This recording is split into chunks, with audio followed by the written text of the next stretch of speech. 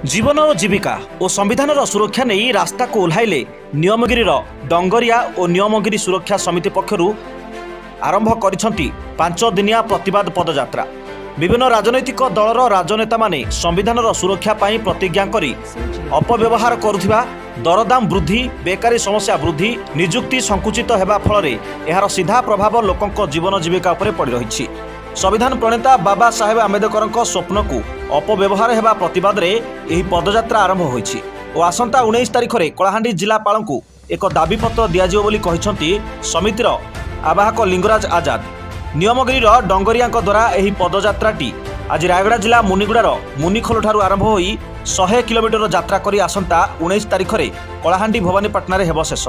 मुनिगुड़ारू Sudeep Mishra report G19 news.